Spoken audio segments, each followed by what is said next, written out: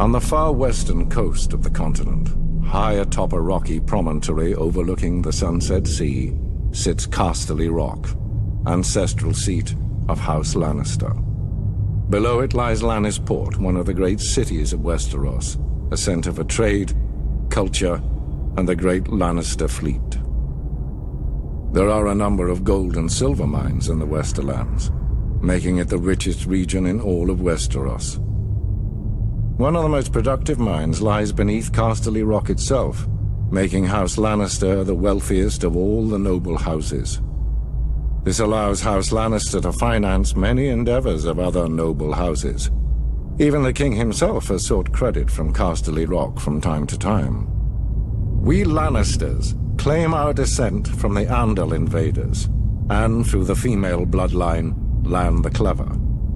According to the legend, Lann, using only his wits, won Casterly Rock from the noble House of Casterly during the Age of Heroes.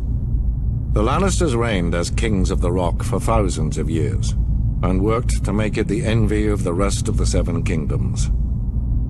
Our time as kings ended, however, when Aegon Targaryen, otherwise known as Aegon the Conqueror, arrived in Westeros with his army. The last king of the Rock, King Loren Lannister, joined forces with King Mern Gardener, the king of the Reach. Together, with 60,000 men, they met the Targaryen host in open battle. History tells us that Aegon unleashed all 3 of his dragons, slaughtering 4,000 men at what came to be known as the Field of Fire. King Mern himself was burned alive that day, and House Gardener turned to ash with him. Seeing both the threat and opportunity the Targaryens represented, Loren wisely surrendered and aided Aegon in his further conquest of Westeros. The Lannisters were thus appointed Lords Paramount of the Westerlands and Wardens of the West, titles we hold to this day. Let us be clear, though. It is neither luck nor royal favor that makes our house prosperous. There have been times in our history where some have thought us weak, lazy, or opulent.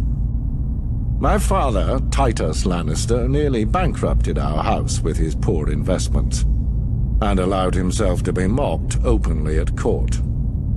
When our vassal, the Rains of Castamere, dared to rise up against the Lannisters, they learned how dangerous it can be to taunt a lion. I, Tywin Lannister, led the assault on Castamere to put down this rebellion. I made an example of them, to anyone who doubts our might. They even made a quaint song about the fates of the Rains of Castamere. Sadly, there are no Rains left to hear it. Today, the Golden Lion of Lannister is rightly admired and feared throughout the Seven Kingdoms.